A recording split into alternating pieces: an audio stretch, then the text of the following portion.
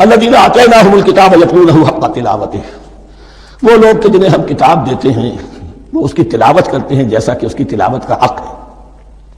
اس پر میں نے اپنی کتاب سے بحث کی ہے، تلاوت کا اصل حق کیا ہے۔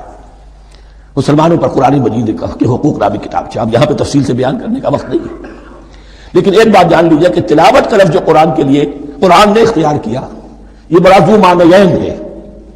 تلا یتلو ہم اسے بھی کہتے ہیں پڑھنا، اور تلا یتلو کسی کے پیچھے پیچھے چلنے کو کہتے ہیں۔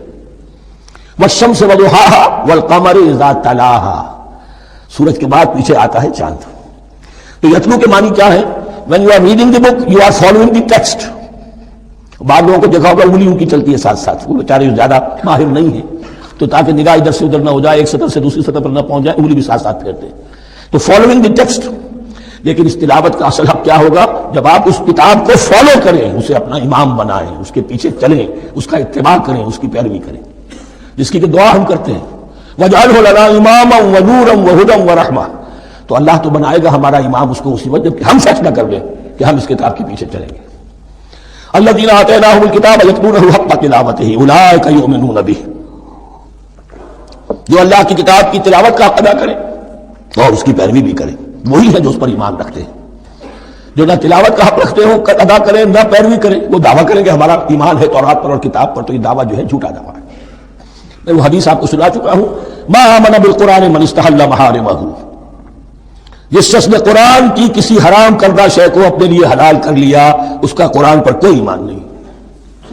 وَمَن يَكْفُرْ بِهِ فَأُولَٰئِكَ هُمُ الْخَاسِرُونَ، اور جو اس کا کفر کرے گا تو وہی لوگ ہیں خسارے میں رہنے والے۔ اب وہ بریکٹ بند ہو رہی ہے، وہ آیت کے جو 6 رکوع کے شروع میں آئی تھی دوبارہ آ گئی جوں کی توں، یا بنی اسرائیل اذکروا نعمتی التی انعمت علیکم وانی فضلتکم علی العالمین۔ یہ ترتیب ذہن میں رکھیے۔ اور دوسری آیت بھی جو کہ تم، صرف یہ ہے کہ ترتیب تھوڑی سی بدلی ہے۔ بریکٹ یوں بناتے ہو تو اس کی چونچ ادھر ہوتی ہے تو اس کی چونچ ادھر ہوتی ہے، تو اسی طریقے سے ذہن میں رکھیے کہ دوسری آیت کی ترتیب تھوڑی سی بدل دی درمیانی، اور وہ بھی درمیان میں چونچ والا معاملہ جو ہوتا ہے۔ واتقوا یوما لا تجزی نفس عن نفس شیئا، یہ تو جو کہ تو وہی ہے، ڈرو اس دن سے جس دن کوئی جان کسی دوسری جان کے کام نہ آ سکے گی۔ ولا يقبل منها عدل، وہاں کیا تھا ولا يقبل منها شفاعت، یہاں کیا آیا ولا يقبل منها عدل، نہ اس سے کوئی فدیہ قبول کیا جائے گا۔ ولا تنفعها شفاعت، یہ شفاعت بعد میں لے آئے، عدل پہلے لے آئے، وہاں شفاعت پہلے ہے عدل بعد میں، بس یہ تبدیلی ہے۔ ولا هم ينصرون، اور یہ پھر جو کا تو وہی جو پہلی آیت میں تھا، جو 6 رکوع کی دوسری آیت ختم ہوئی، نہیں انہیں کوئی مدد مل سکے گی۔ یہ جو حصہ تھا جو تقریباً 10 رکوعوں پر مشتمل تھا، سورہ بقرہ کے 18 رکوع کہ جن میں روح سخن ہے سابقہ امت مسلمہ کی طرف، 4 رکوع بڑے عموم کے حامل تھے، لیکن بین السطور وہاں بھی اشارے موجود تھے، روح سخن جو تھا وہ بنی اسرائیل کی طرف۔ 10 رکوعوں میں صراحت کے ساتھ ساری گفتگو ہوئی سے ہے، اللہ یہ کہ ایک جگہ مسلمانوں سے خطاب کر لیا، کچھ آخر میں اہل مکہ کا تذکرہ بھی ہو گیا۔ اب اس کے بعد ذکر شروع ہو رہا ہے حضرت ابراہیم علیہ السلام کا۔ وہ بات سمجھ لیجیے کہ کیا وجہ ہے اس کی۔ دیکھیے حضرت ابراہیم کی نسل کی یہ 2 شاخیں چلی، ویسے تو 3 ہیں۔ عام طور پر لوگوں کے علم میں ہے کہ 2 بیویاں تھیں، حضرت ہاجرہ سے حضرت اسماعیل پیدا ہوئے، بڑے تھے، حضرت سارہ سے حضرت اسحاق، ان کے بیٹے یعقوب، یعقوب کے 12 بیٹے بنی اسرائیل۔ حضرت اسماعیل کو حضرت ابراہیم نے آباد کیا خانہ کعبہ کے پاس لا کر، بواد غیر ذی زرع، تو وہاں یہ جو ہے ایک نسل چلی۔ لیکن نبوت جو ہے حضرت ابراہیم کے بعد حضرت اسماعیل کو تو ملی، اس کے بعد مسلسل یوں سمجھیے کہ تقریباً 3000 کا فصل ہے سالوں کا کہ کوئی نبوت اس شاخ میں نہیں آئی۔ نبوت کا سلسلہ چلا دوسری شاخ میں، حضرت یعقوب، حضرت اسحاق، حضرت یعقوب، حضرت یوسف، چلتے جائیے، اور پھر حضرت موسیٰ اور عیسیٰ سے شروع ہو کر حضرت موسیٰ اور ہارون سے شروع ہو کر حضرت عیسیٰ اور یحییٰ تک 1400 برس مسلسل۔ اگرچہ تیسری شاخ بھی تھی، بنو قطورہ کہلاتے، تیسری اہلیہ آپ کی تھی قطورہ، بنی قطورہ میں سے ان کی اولاد بڑی کثیر تھی، ان میں سے ایک مدین تھے، مدین یا مدیان، ان میں حضرت شعیب کی بعثت ہوئی تھی۔ حضرت شعیب بھی حضرت ابراہیم کی نسل میں سے ہیں لیکن بنی مدیان میں سے۔ بہرحال اب چونکہ حضور کی بعثت ہوئی بنی اسماعیل میں، ادھر بنی اسرائیل ہے، ان سے یہ خطاب ہو رہا ہے سابقہ امت مسلمہ، اور اب یہ امامت الناس منتقل ہونے والی ہے بنی اسرائیل سے بنی اسماعیل کو۔ تو اب اگر اس انتقال کے وقت نقل، اگر وہ جو کامن فیکٹر ہے اس کا تذکرہ کیا جائے تو بات آسان ہو جائے گی۔ ابراہیم ہی تو جد امجد ہے نا تمہارے، تم یعقوب کی اولاد ہو ٹھیک ہے، لیکن یعقوب کس کے بیٹے تھے؟ اسحاق کس کے بیٹے تھے؟ ابراہیم کی، تو یہ دوسری نسل بھی تو ابراہیمی کی ہے۔ اس حوالے سے ان کے لیے سہل بنایا جا رہا ہے کہ بات کو سمجھو، یہ صرف یہ ہے کہ 2 پیڑھی اوپر جا کر مل گئے اور لانا کر سنا۔ اور حضرت ابراہیم نے خانہ کعبہ کی تعمیر کی اور اسے اب مرکز بنانا ہے اہل توحید کا، لہذا یہ ساری گفتگو اب شروع ہو رہی ہے۔ 4 رکوع اب وہ ہیں 15ویں سے شروع ہو کر 18ویں تک، جن کا اصل مضمون ہے تحویل قبلہ۔ وَإِذِ ابْتَلَىٰ إِبْرَاهِيمَ رَبُّهُ بِكَلِمَاتٍ فَأَتَمَّهُنَّ، اور ذرا یاد کرو جب ابراہیم کو آزمایا اس کے رب نے بہت سی باتوں میں۔ میرا ایک کتاب چاہے حضرت ابراہیم کی شخصیت پر، حج اور عید الاضحیٰ اور ان کی اصل روح، اور اس میں ایک تحریر ہے، ایک تقریر ہے، جو تحریر ہے وہ مجھے بہت پسند ہے کہ کیسے کیسے امتحان آئے ہیں حضرت ابراہیم علیہ السلام پر۔ فَأَتَمَّهُنَّ، اب یہ ایک جملے میں ایک پوری داستان ہے، اس نے ان سب کو پورا کیا، سب میں پاس ہو گیا، ہر امتحان سے کامیابی کے ساتھ with flying colors ہر امتحان سے نکلے۔ قال انی جاعلک للناس اماما، تب ہم نے کہا اے ابراہیم اب میں تمہیں نوع انسانی کا امام بنانے والا ہوں۔ قال ومن ذریتی، انہوں نے کہا اور میری نسل کے بارے میں بھی یہ وعدہ ہے کہ نہیں؟ قال لا ینال عہد الظالمین، فرمایا میرا یہ عہد ظالموں سے متعلق نہیں ہوگا۔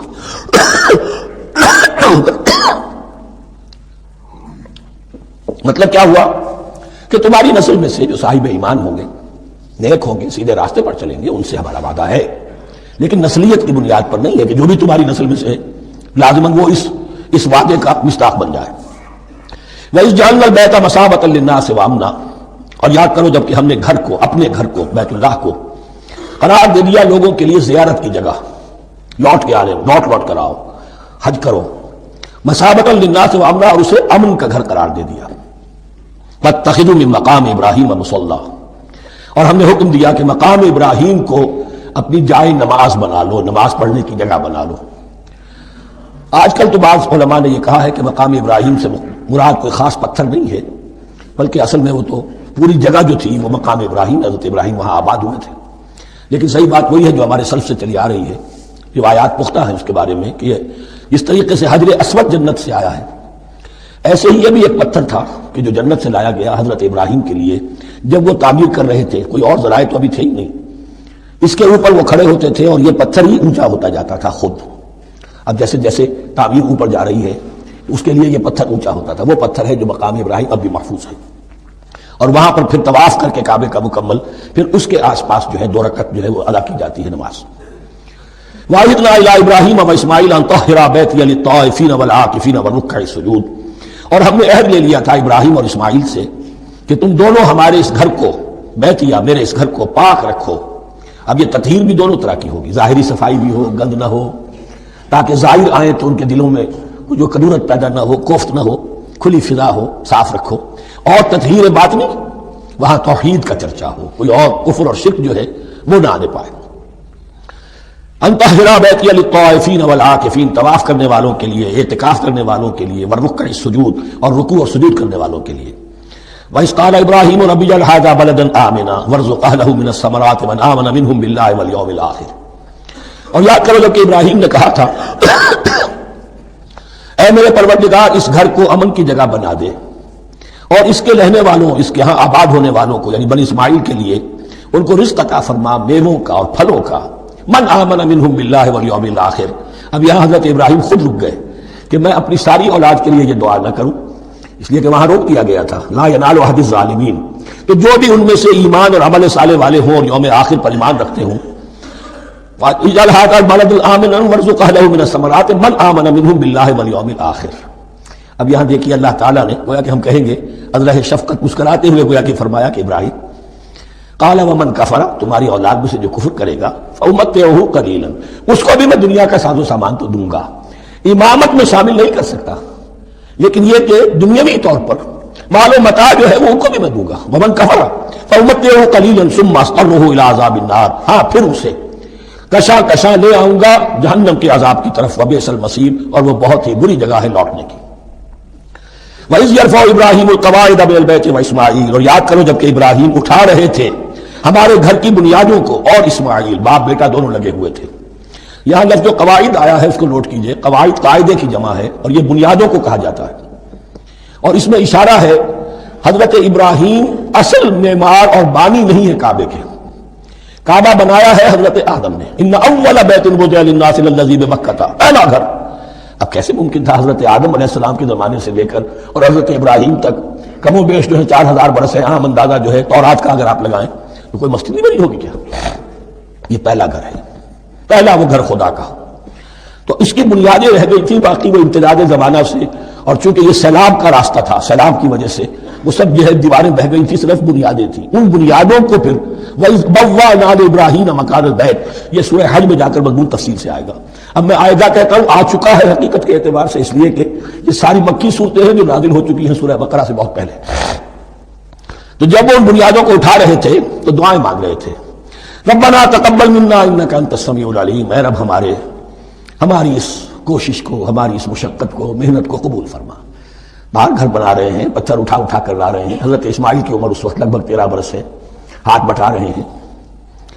ربنا تقبل منا انک انت السمیع العلیم، اے رب ہماری اس کوشش کو شرف قبول عطا فرما. یقیناً تو سب کچھ سننے والا اور جاننے والا ہے. ربنا وجعلنا مسلمین لک، اور اے رب ہمیں اپنا فرما بردار بنائے رکھ. نوٹ کیجئے ابراہیم کہہ رہے ہیں تو میں اور آپ اگر مطمئن ہو جائیں کہ میری موت لازماً حق پر ہوگی تو بہت بڑا دھوکہ ہے. ڈرتے رہنا چاہیے، اللہ کی پناہ طلب کرتے رہنا چاہیے. ربنا وجعلنا مسلمین لک، اے اللہ ہم دونوں کو اپنا فرما بردار بنائے رکھ.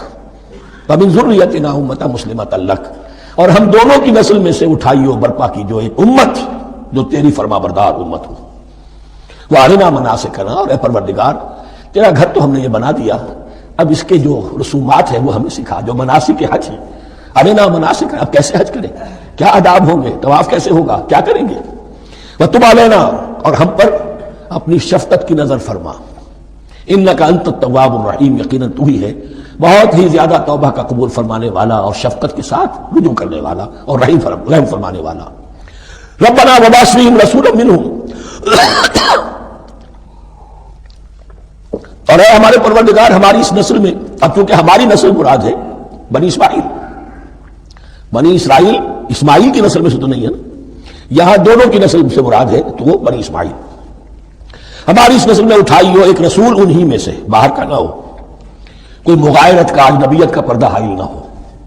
وہ کیا کرے، یتلو علیہم آیاتک، تیری آیات ان کو پڑھ کر سنائے. وَيُعَلِّمُهُمُ الْكِتَابَ وَالْحِکْمَةَ، اور صرف سنائے نہیں، تعلیم دے انہیں کتاب اور حکمت کی. صرف سنا دینا تو بہت آسان کام ہے، سکھانا، تعلیم دینا، دلوں میں بٹھانا. اور حکمت، وَيُزَكِّيهِمْ، اور ان کو پاک کرے، ان کا تزکیہ کرے، ان کے دلوں میں تیری محبت اور آخرت کی طلب کے سوا کوئی طلب باقی نہ رہنے دے. انک انت العزیز الحکیم، یقیناً پروردگار تو ہی ہے زبردست اور کمال حکمت والا. ومن یرغب عن ملت ابراہیم الا من صفی نفسہ، اور ایسا شخص کون سا ہوگا جو ابراہیم کے طریقے سے منہ موڑے. یہ رغبت کا لفظ بھی زبان میں دونوں طرف جاتا ہے. رغبہ الہ، کسی شے کی طرف رغبت ہونا، محبت ہونا، میلان ہونا، اور رغبہ عن، کسی شے سے متنفر ہونا، کسی شے سے ابا کرنا، اس کو چھوڑ دینا. ومن یرغب عن ملت ابراہیم الا من صفی نفسہ، سوائے اس کے جس نے اپنے آپ کو حماقت ہی میں مبتلا کرنے کا فیصلہ کر لیا ہو. اور کون ہوگا جو ابراہیم کے طریقے سے منہ موڑے. وَلَقَدِ اصْطَفَيْنَاهُ فِي الدُّنْيَا، اور ہم نے تو اسے دنیا میں بھی پسند کر لیا تھا، چن لیا تھا. وَإِنَّهُ فِي الْآخِرَةِ لَمِنَ الصَّالِحِينَ، اور یقیناً آخرت میں بھی وہ ہمارے صالح بندوں میں سے ہوں گے. اذ قال له ربه اسلم قال اسلمت لرب العالمین، جب کہا اس سے اس کے پروردگار نے کہ مانو میرا حکم، اس نے کہا پروردگار قبول ہے تیرا حکم، یہاں تک کہ ذبح کرو بیٹے کو. حاضر. یہ آخری امتحان تھا، آخری 100 برس کی عمر میں، 87 برس کی عمر میں دعائیں مانگ مانگ کر بیٹا لیا تھا اسماعیل. حضرت سارہ کے ہاں کوئی اولاد نہیں ہوئی تھی. اب وہ 13 برس کا تھا، بازو بن گیا تھا، اور اس وقت ذبح کرنے کا حکم ملا. جب بھی کہا ہم نے مانو ہمارا حکم، قال اسلمت لرب العالمین. اللہ تعالی ہمیں بھی توفیق دے کہ اس کی پیروی کریں. وَوَصَّىٰ بِهَا ابراہیم وبنیہ ویعقوب، اور اسی کی وصیت کی تھی ابراہیم نے بھی اپنے بیٹوں کو اور یعقوب نے بھی. یا بنیہ، وہ کیا تھی نصیحت، ہے میرے بیٹو، ان اللہ اصطفیٰ لکم الدین، دیکھو اللہ نے تمہارے لیے دین کو پسند فرما لیا ہے. کون سا دین؟ فلا تموتن الا وانتم مسلمون، اور دیکھنا موت نہ آنے پائے مگر فرما برداری کی حالت میں۔ یہی بات آئے گی سورہ آل عمران میں مسلمانوں سے خطاب کر کے، یا ایھا الذین آمنوا اتقوا اللہ حق تقاتہ ولا تموتن الا وانتم مسلمون، اور ان الدین عند اللہ الاسلام ومن یبتغ غیر الاسلام دینا فلن یقبل منہ۔ ام کنتم شہداء اذ حضر یعقوب الموت، کیا تم اس وقت موجود تھے جب یعقوب کی موت کا وقت آیا؟ جب آدم کی یعقوب پر موت، یہ لفظی ترجمہ ہوگا، اذ حضر یعقوب الموت اذ قال لبنیہ ما تعبدون من بعدی، حضرت یعقوب نے اپنے سارے بیٹوں کو جمع کیا 12 کے 12، اور مصر میں پہنچ چکے تھے یہ حضرت یوسف علیہ السلام کے ذریعے سے، جو سورہ یوسف میں ساری کہانی آئے گی، وہاں انتقال ہوا۔ تو انہوں نے اپنے بیٹوں کو جمع کیا، اس قال لبنیہ ما تعبدون من بعدی، میرے بعد تم کس کی پوجا کرو گے، کس کی پرستش کرو گے؟ یہ بات نہیں تھی کہ انہیں معلوم نہیں تھا، لیکن یہ کہ ایک میثاق، قول و قرار اور پختہ کرنے کے لیے۔ قالوا نعبد الہک و الہ آبائک ابراہیم و اسماعیل و اسحاق، تو کہا کہ ہم پوجیں گے، بندگی کریں گے، پرستش کریں گے آپ کے معبود کی اور آپ کے آبا ابراہیم، اسماعیل اور اسحاق کے معبود کی، اور یہ کوئی مختلف معبود نہیں ہے، الہ واحدہ، وہ تو ایک ہی الہ ہے۔ وَنَحْنُ لَهُ مُسْلِمُونَ، ہم اس کے لیے، اس کے سامنے سر جھکاتے ہیں، اسی کی فرما برداری کا اقرار کرتے ہیں۔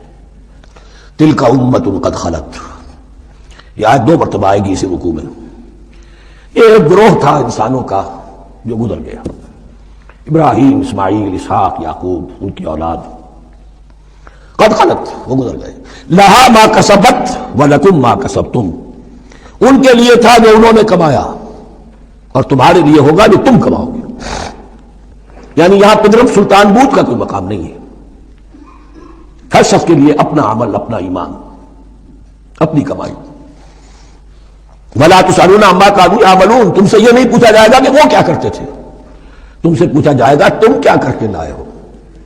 تو راچے ہے پدرم سلطان بود، تو راچے ہے، تم کیا ہو بھائی، تو اپنی بات کرو، باپ تمہارا سلطان تھا ہوگا۔ وَقَالُوا كُونُوا هُودًا أَوْ نَصَارَىٰ تَهْتَدُوا، لیکن اس پس منظر میں اب ان کی خباثت کو نمایاں کیا جا رہا ہے کہ یہ تو تھی وصیت ابراہیم کی اور یعقوب کی، اور اس وقت کے یہود و نصارہ کا کیا رویہ ہے؟ قالوا كونوا هودا او نصارى تهتدوا، وہی متحدہ محاذ حضور کے خلاف۔ یا تو یہودی، انہوں نے کہا کہ یا یہودی ہو جاؤ یا نصرانی تو ہدایت پر ہو جاؤ گے۔ قل بل ملت ابراہیم حنیفا، کہہ دیجئے نہیں، بل نتبع، ہم تو نتبع یہاں پر محذوف مانیے، بل نتبع ملت ابراہیم حنیفا، نہیں، ہم تو پیروی کریں گے ابراہیم کے طریقے کی، بالکل یکسو ہو کر۔ وما كان من المشرکین، اور وہ مشرکوں میں سے نہیں تھے۔